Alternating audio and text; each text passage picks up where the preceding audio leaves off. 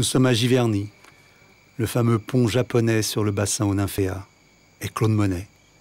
Monet devant son chevalet, en pleine nature, aux prises avec ses insaisissables reflets des herbes mouvantes dans l'eau. Une véritable obsession pour lui. Il nous a vus. Quel œil! On le dérange. Oui, je crois qu'on dérange le maître. Philippe Piguet, bonsoir. Bonsoir. Nous venons de voir Claude Monet, votre arrière-grand-père. C'est à Giverny. C'est un extrait du documentaire que vous lui avez consacré. Claude Monet à Giverny, La Maison d'Alice, un DVD qui a été édité par la Réunion des musées nationaux et France Télévisions, puisqu'il a été diffusé sur France 5 le 23 septembre dernier, l'occasion du 150e anniversaire de la naissance de Claude Monet. On a célébré Claude Monet parce qu'on considère que c'est quelqu'un qui a révolutionné la peinture occidentale française. Enfin, vous nous en parlerez, vous êtes critique d'art, enseignant, vous nous direz tout ça, mais c'était pas simplement un géant, c'était un ogre. Hein, c'était un ogre, enfin un gourmand, on va dire même un gourmet. Un gourmet gourmand. Oui, un gourmand. Et c'est un aspect que vous nous faites découvrir dans cet autre ouvrage, Philippe Piguet, À la table de Monet, les recettes inédites d'Alice Monet. C'est chez Bureau Éditeur. Et à l'intérieur, il y a le carnet de recettes, les facsimilés, où on voit que la table de Claude Monet, c'était quelque chose. Hein. Enfin bon, on parlera de Claude Monet, on en parlera de façon intime, parce que vous avez ce bonheur qui rend jaloux tout le monde. Vous avez des souvenirs d'enfance dans l'atelier, oui, le grand atelier de Claude Monet. Alors, là, face au miroir, vous allez nous dire la passion pour votre arrière-grand-père Claude Monet. Et j'aimerais que vous commenciez par cette scène insensée d'un petit gamin qui joue à l'autobus avec les chevalets de Claude Monet. Oui, ça c'était dans les années 50. Hein. Parfois on était envoyé chez le grand-oncle qui gardait la maison de Monet. Et c'est vrai que ce qui nous plaisait beaucoup avec mon frère, c'est quand on pouvait s'échapper discrètement pour aller dans le grand atelier des nymphéas, ce qui, pour nous, ne représentait rien qu'un espace extraordinaire. Et puis, surtout, il y avait donc ces grands chevalets sur roulettes qui font à peu près 6 mètres de long et qui étaient restés là et sur lesquels Monet avait peint les décorations des nymphéas. Alors, je ne sais pas pourquoi, qu'est-ce qui nous a pris, mais évidemment, ça roulait au sol. Alors, vous vous rendez compte, des gosses de 8-10 ans, on s'amuse, quoi. Alors, resituer ce qu'est Giverny dans l'histoire pour Monet. Bien, Giverny, d'abord, c'est un petit village qui se trouve situé exactement à la frontière de l'Île-de-France et de la Normandie. Et en 1883, Claude Monet, qui à ce moment-là vit en concubinage avec Alice Hochdé, elle est encore Hochdé, mon arrière-grand-mère, eh bien, ils viennent s'installer dans une maison à Giverny. Ils ont besoin d'une grande maison. Monet avait repéré le site en passant en train. Il était intéressé par la qualité de la lumière, par rapport à l'eau, la Seine qui n'était pas très loin, la petite rivière. Tout ça, c'était des attributs qui l'intéressaient beaucoup. Et puis, il y avait une grande maison. Donc, enfin, il allait avoir de la place. Il sortait d'un endroit où ils étaient très resserrés à vivre tous les uns sur les autres. Donc, en 83, il s'installe dans cette maison. Alors, vous avez cité le nom d'Alice Hochdé. C'est important de la resituer et de resituer ce Hochdé qui était un personnage quand même assez singulier. C'est un personnage qui était négociant en tissu de luxe et qui, en 1974, passionné par l'art contemporain de l'époque, c'est de l'art contemporain pur et dur, il est le premier au monde à acheter Impression Soleil Levant. Alors, il faut revenir, parce que c'est un tableau emblématique dans l'histoire de la peinture, ce premier tableau acheté. Racontez-nous son histoire, parce que le terme impressionniste vient de là, alors il faut le raconter. Tout à fait, oui, c'est vraiment important. C'est un tableau que Monet avait peint en 72. À l'époque, il habitait au Havre. C'est l'entrée du port du Havre. Le titre du tableau, c'est Impression Soleil Levant. Il est le tableau éponyme, en quelque sorte, de ce mot de l'impressionnisme, dans ce sens qu'il était accroché à la première exposition en 1974. Et il y a un critique qui fait un papier dans le Charivari, le lendemain du vernissage, et qu'il imagine ce papier de manière très amusante en termes de critique. En fait, c'est une visite de l'expo en compagnie d'un vieux peintre de la vieille école. Et il se balade d'un tableau à l'autre. Alors, le pauvre vieux de la vieille école, il prend coup sur coup parce qu'il ne comprend plus rien, quoi. On voit rien, il n'y a pas de trait, il n'y a pas de dessin, c'est que de l'atmosphère, c'est des fois fragmentaire au niveau des cadrages. Il est totalement paumé, c'est le père Vincent.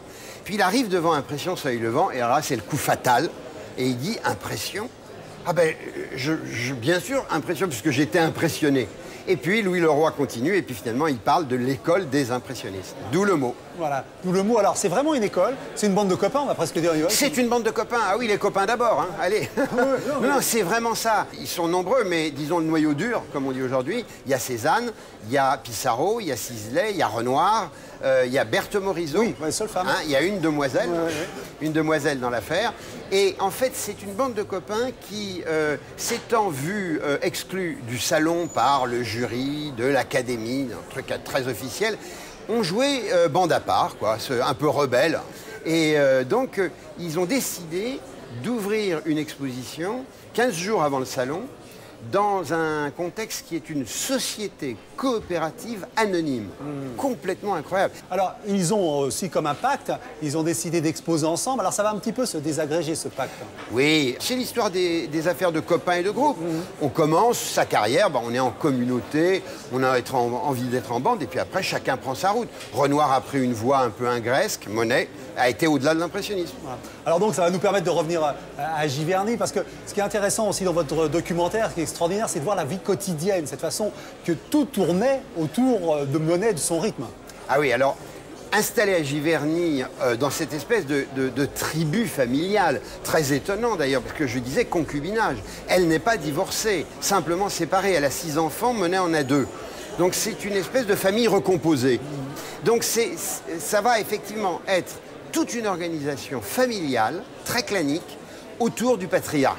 Alors ça va être évidemment, dans un premier temps, le temps des séries, hein, les Meules, les Coquelicots, les cathédrales de Rouen, les soleils sur la Seine. Et puis ces temps, en quelque sorte, un peu plus installés dans la vie, parce que Ernest mourra assez tôt, à 54 ans. Monet va épouser enfin Alice pour stabiliser la situation. Ce sera toute l'aventure des Nymphéas, qui est une aventure incroyable, totalement moderne. Alors rappelez, parce que ces Nymphéas, il a trouvé à l'exposition de 89. À l'exposition de 89, tout à fait.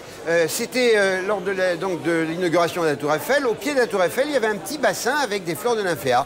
Et il a totalement craqué, il s'est intéressé à cela et il a trouvé un pépiniériste qui est dans le sud-ouest de la France, qui s'appelle Latour Marliac et qui a été son fournisseur pendant, jusqu'à la fin de sa vie, puisque le bassin, vous le savez, et le jardin aussi, c'était sa palette. Et puis ça s'est développé considérablement. Il lui avait fallu notamment toute une équipe de jardiniers très très importante. Et donc d'où l'atelier. Voilà, alors ça c'est encore plus incroyable. L'histoire du grand atelier, celui dans lequel il va faire les décorations des Nymphéas. Il faut bien imaginer qu'il le construit en 1915, alors que ça fait 4 ans qu'il est veuf pour la 2e fois de sa vie, qu'il a 75 ans, qu'il n'a plus rien à attendre de l'histoire. Il est dans l'histoire, c'est fait. Et pourtant, il fait construire ce grand atelier en pleine guerre. Moi, je dis tout le temps, c'est un bras d'honneur au bordel qui est tout autour. Oui. Et ça, c'est génial. Il va léguer, parce qu'il y a un ami, on a oublié de citer son nom, c'est Clémenceau. Tout à fait. C'est le copain. C'est le copain. Un autre copain qui arrive, c'est le copain de l'après, oui, c'est ça. Copain qu'il rencontre lorsqu'il fait l'exposition des cathédrales. Clémenceau, à cette époque, est journaliste, il y a un petit creux politique, et il fait un papier qui plaît beaucoup à Monet. Ils deviennent copains, mais très très forts. Et effectivement, Clémenceau, pendant la guerre, va venir se ressourcer à peu près régulièrement chez Monet pour pouvoir reprendre de l'énergie, de l'allant et puis aller sur le front pour enlever le morceau en 18. Je reviens un petit peu comme ça, un peu en désordre dans votre documentaire, mais il a fait une superbe femme à l'ombrelle dont il faut raconter l'histoire parce que c'est... Tout à fait. Alors, en fait, quand il a eu fait ce tableau, un jour, il était furieux, il faisait pas beau, il était de mauvaise humeur, ça allait pas. Oui. Il s'enferme dans l'atelier et il boude. Mais il boude fort, hein. Ça devait être quelqu'un avec un tempérament pas tout à fait tranquille quand il était pas content. Et de rage, de colère, il fout un coup de pied de sabot dans la toile. Et donc il perd sa toile. Alors évidemment, catastrophique, cette toile est magnifique, il s'en rend compte lui-même, alors il rabiboche, et on voit très bien que c'est pas la même nature de coup de pinceau. Ouais. C'est très très étonnant et ça en dit long sur le caractère de Monet. Ouais. Alors, quelque chose que j'ai appris, que je ne savais pas, Monet était fan, si je puis dire, de courses de côte, de voir en voiture. Modernité, oui, voilà. Modernité. Monet, imaginez-vous qu'il achète une voiture en 1901. Une Panhard. Une Panhard, le Vasseur, c'est incroyable, 1901. Et c'est un objet, alors c'est l'occasion de sorties, mais moi, ma grand-mère m'a raconté les sorties qu'il faisait en voiture. Alors par exemple, bon, il fait pas beau, Monet n'est pas content, ça va pas, hop, je dirais pas il siffle tout le monde, mais quasiment, il bat le rappel, allez, on s'en va, on descend à la mode Beuvron, on va chez les sœurs Tatin. La fameuse tarte. Manger les tartes. Bien sûr. D'ailleurs, il y a une photo de l'illustration. On montre ce côté pique-nique. Voilà, alors le côté pique-nique là, c'est effectivement lorsque tous les ans, il allait assister à la course de côte à Gaillon, qui est voisin de Giverny, après Vernon et avant Rouen. Et donc, il s'installait sur les côtés. Et c'était... on n'y mangeait pas. Ah oui, alors dites-nous un peu le menu. Un pique-nique pas mal. Hein. Il faut dire, quand on voit les photos de famille et qu'on regarde le format de ces dames, on le comprend. Et il y a même une photo très amusante qui est dans ma collection de Monet au bassin à deux profils. Je l'adore. Il a une bedaine. Elle est géniale, cette photo. Alors, si vous l'imaginez comme grand-père, comment vous l'imaginez vous, Oh bah, un grand-père gâteau. Un grand-père gâteau, mais un grand-père autoritaire. C'est-à-dire qu'il y avait le temps de la distraction, il y avait le temps de la familiarité, de l'intimité familiale, de l'affection. C'était quelqu'un de très, très affectueux, mais très autoritaire. On ne touche pas aux fleurs. Oui, la discipline. Alors, la fin de vie de Monet, comment Alors, c'est une fin de vie qui passe par une séquence très douloureuse au moment de la mort d'Alice en 1911. Et là, il y a vraiment une dépression totale, un grand noir profond. Et c'est vraiment Clémenceau, le copain, qui va le sortir de là en lui disant, en quelque sorte, si vous ne reprenez pas vos pinceaux, je ne vous vois plus. Je crois qu'il n'y avait pas mieux de lui dire ça. Qu'est-ce que fait Monet à ce moment-là? Il avait été avec Alice juste avant à Venise. Il avait fait un certain nombre de toiles qui ne sont jamais que des commencements. Il termine toujours à l'atelier. Eh bien, il reprend les toiles de Venise en souvenir de celle-là. Vous nous donnez envie, hein, en tout cas envie d'aller revoir. Il y a une exposition actuellement qui est une formidable exposition. Et moi, je conseille vraiment de voir ce Claude Monet à Giverny, votre documentaire « La maison d'Alice » et de se mettre à table avec Monet. Je ne suis pas certain qu'on tienne la distance, parce que c'est quand même quelque chose d'assez assez étonnant. Et disons, il y a une performance là aussi. Oui, tout à fait, c'est de la performance. En tout cas, Philippe Piguet, merci beaucoup. Je crois que vous nous avez fait très joliment revivre Monet. Mais comme vous l'avez dit, Monet, il faut aller le voir. Merci Daniel. Merci beaucoup.